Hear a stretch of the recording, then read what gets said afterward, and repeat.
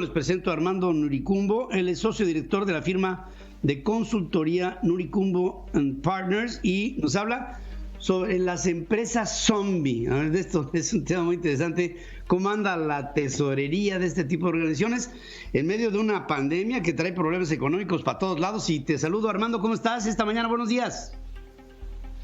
Así es, Pedro, qué gusto estar contigo nuevamente. Muy buenos días. Buenos días. Pues fíjate que este es uno de estos conceptos que, como bien dices, la pandemia nos ha traído. Este es un concepto, Pedro, que originalmente lo conocimos, tú quizás lo recuerdas, a finales de aquella crisis tan fuerte que tuvo Japón en los años 90, ¿no? Finales de los 80, principios de los 90, donde se empezaron a dar casos de empresas japonesas altamente endeudadas y eso nos da la definición de empresa zombie. Pedro, ¿cómo definimos una empresa zombie?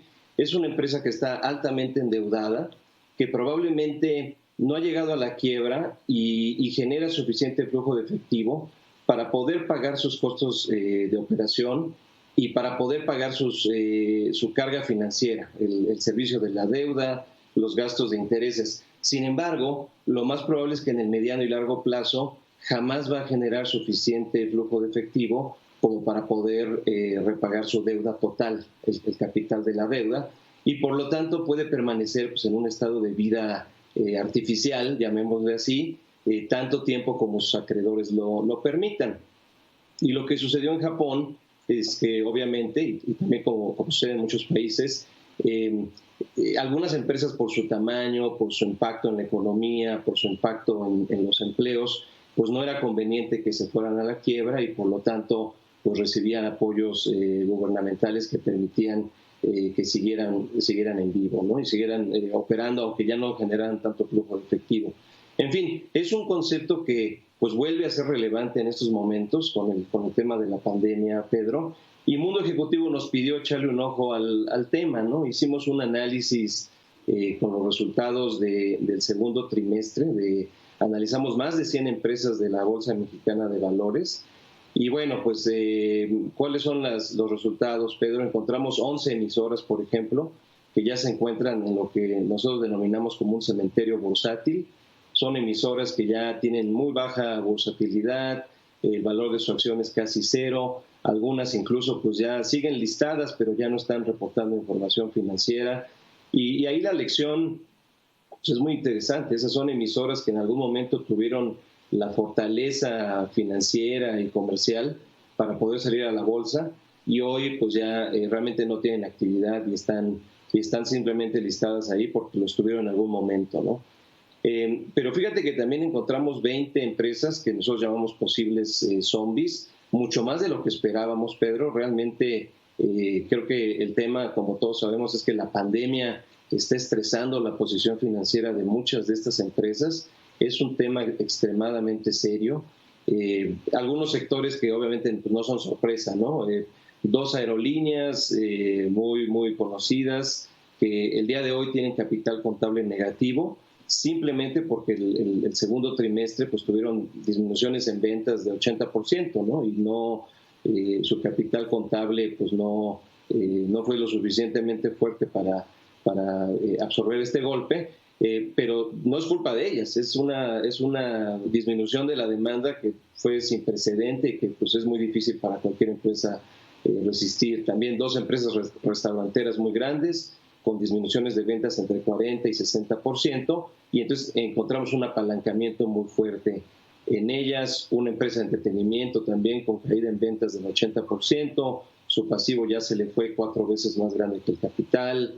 Hay una distribuidora farmacéutica que sus pasivos son 34 veces su capital contable y tiene un margen de operación muy bajo.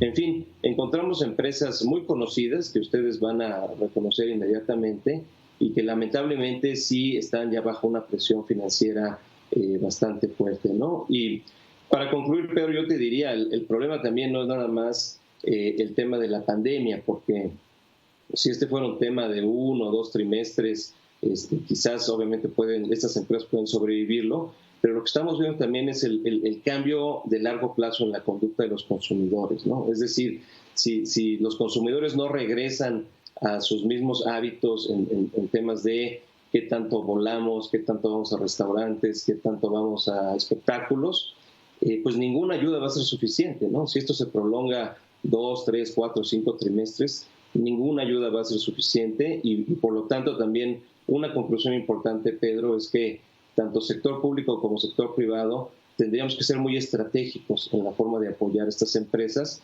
y diferenciar, digamos, empresas que por su modelo de negocio realmente no tienen capacidad de sobrevivir, su modelo ya está agotado, no han innovado, etcétera. Quizás no valga la pena gastar recursos ni públicos ni privados para salvarlas, pero hacer la diferenciación de empresas que sí tengan perspectivas de negocio positivas, favorables en el mediano plazo, ahí es donde los apoyos deberían de ir en estos momentos, ¿no? Así que, ¿qué te parece el concepto, Pedro?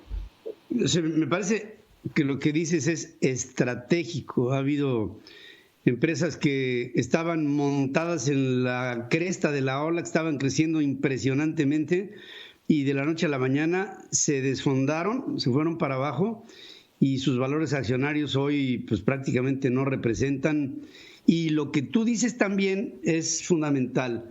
Si los usos normales de la aviación, de la restaurantería, de las actividades en el entretenimiento, etcétera, no regresan al ritmo que se tenía antes de la pandemia, el proceso de recuperación, al ser más largo, podría traer por consecuencia que se agudizara la problemática de sus tesorerías en lo particular y podría haber empresas que en el diagnóstico médico, ¿no?, de cómo andan, débiles como estaban y con una crisis prolongada, pues entonces lo más probable es que pudieran morir estas organizaciones y esto traería un fuerte descalabro a las economías, en este caso de nuestro país, pero para el caso esto es un tema que tiene que ver con el mundo. El único asunto ahí, digamos, diferenciador de México es que en México no hay un plan de emergencia económica para la recuperación de la pandemia con respecto de otros países en donde sí lo hay, y entonces los financiamientos y los apalancamientos para estas organizaciones serán más complejos.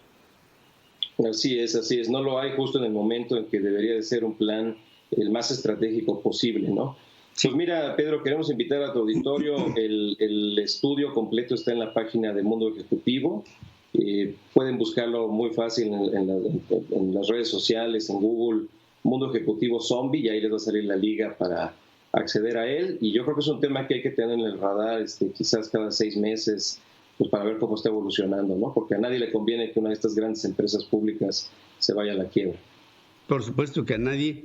Y yo te agradezco por este trabajo tan profundo, tan serio, de tanto significado, Armando Noricumbo, con tu organización, que nos das una radiografía de lo que pues sirve para hacer diagnósticos en función de empresas y de su operación presente y futura. Y ojalá y sea el menor daño posible el que podamos vivir luego de estas consecuencias tremendas luego de la pandemia. Armando, te mando un abrazo y te agradezco como siempre este trabajo. Igualmente, Pedro, muy buen día. Gracias a todos. Gracias, buenos días.